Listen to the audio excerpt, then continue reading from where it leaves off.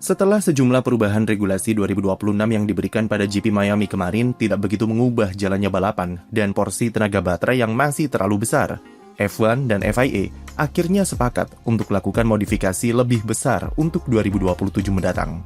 Pada pertemuan yang dilakukan Jumat pekan lalu, FIA memberikan proposal awal untuk merombak hardware atau komponen power unit lewat perubahan power output untuk tahun depan. FIA sepakat untuk menghapus power split 50-50 dengan cara menambah power mesin combustion sebesar 50 kW atau sekitar 70 horsepower dan menurunkan power baterainya sampai 50 kW. Itu artinya pembagian power di mesin F1 tahun depan akan naik menjadi lebih mendekati ke 60 banding 40 dengan power mesin combustion yang lebih dominan. Tujuannya jelas untuk mengurangi ketergantungan mesin F1 regulasi saat ini dari energi baterai yang terlalu boros dan berdampak pada gaya membalap yang tidak natural karena tuntutan manajemen energi yang masif. Proposal FIA untuk menambah rasio split power mesin tersebut disepakati oleh F1 dan ke-11 tim, untuk kemudian setelah ini akan dibahas pada forum yang lebih formal sebelum disahkan.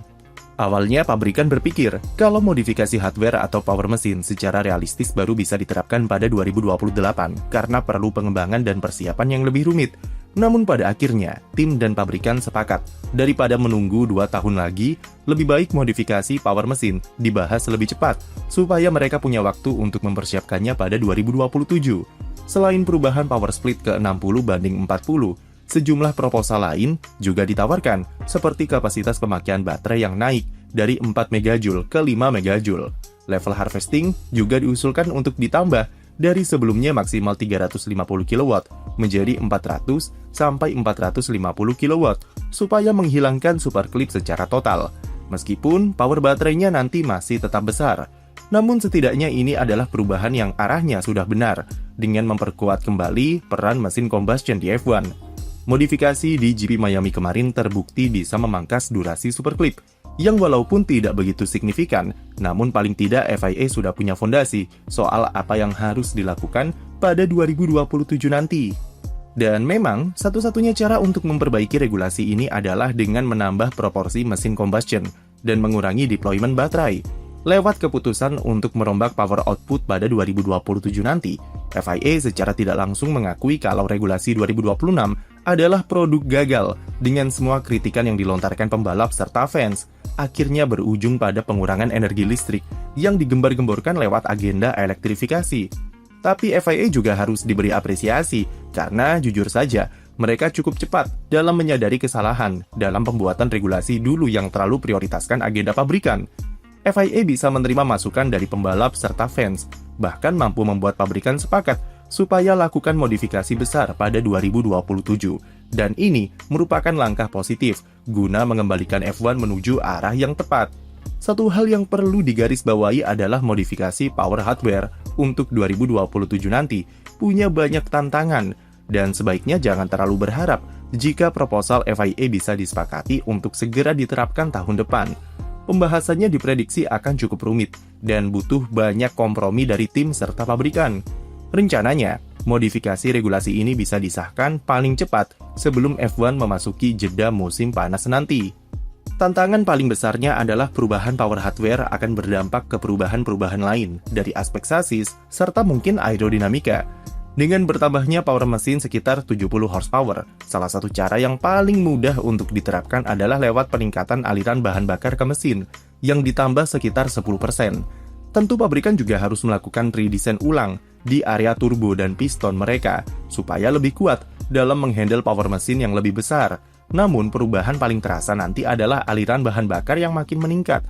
Ini artinya kapasitas tangki BBM juga harus ditambah, karena konsumsi bensinnya pasti akan meningkat.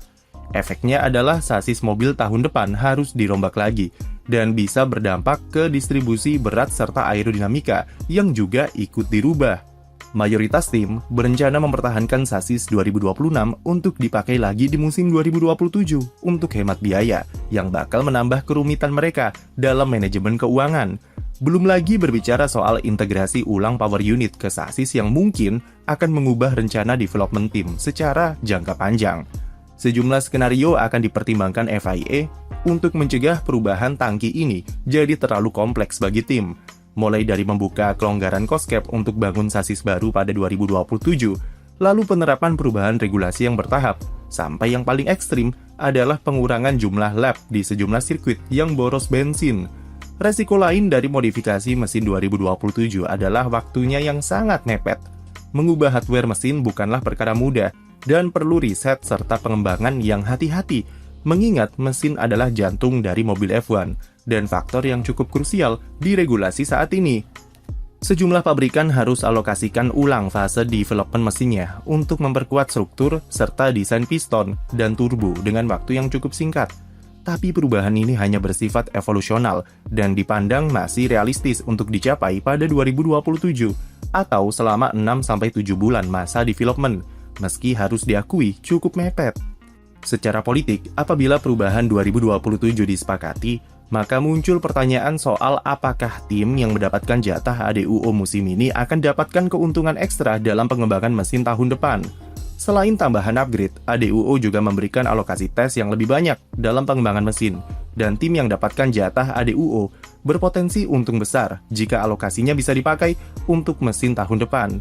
Tinggal bagaimana permainan politik Mercedes dan Red Bull yang tidak dapatkan jatah ADUO untuk membujuk FIA supaya meriset alokasinya dalam pemakaian development mesin tahun depan. Kemudian andai saja perubahan 2027 nanti sukses mengembalikan F1 jadi lebih natural, mungkin akan berpengaruh terhadap wacana ganti ke mesin V8 yang jadi program prioritas Mohammed bin Sulayem. Mungkin tidak akan menghapus rencananya, namun secara timeline bisa saja mundur atau menunggu lebih lama. Pertanyaan lain yang mungkin ditanyakan soal 2027 nanti adalah pabrikan mana yang relatif diuntungkan lewat modifikasi power mesin ini. Jika alokasi ADUO tidak diriset oleh FIA, maka Honda punya kesempatan untuk menjadikan 2027 sebagai tahun penyelamat nasibnya di F1. Dengan rencana FIA untuk memberikan alokasi ADUO tambahan bagi mesin yang tertinggal lebih dari 10%, yang secara spesifik ditujukan untuk membantu Honda, mereka bisa punya keuntungan besar untuk tahun depan. Honda bisa mendesain ulang mesinnya dan bisa langsung disesuaikan dengan perubahan 2027 yang lebih berfokus pada kekuatan mesin combustion.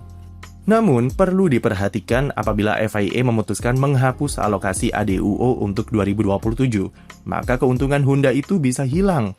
Tapi yang terpenting adalah lewat modifikasi regulasi, Honda punya kesempatan untuk mengubah nasibnya bersama Aston Martin lewat power combustion yang diperbesar dan beberapa perubahan desain mesin yang diperlukan.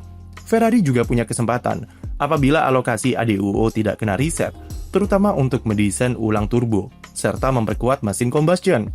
Ferrari musim ini memiliki defisit sekitar 20-30 horsepower dari Mercedes dan RBPT, yang mana mereka punya kesempatan untuk membuat mesin lebih powerful musim depan lewat regulasi yang diubah.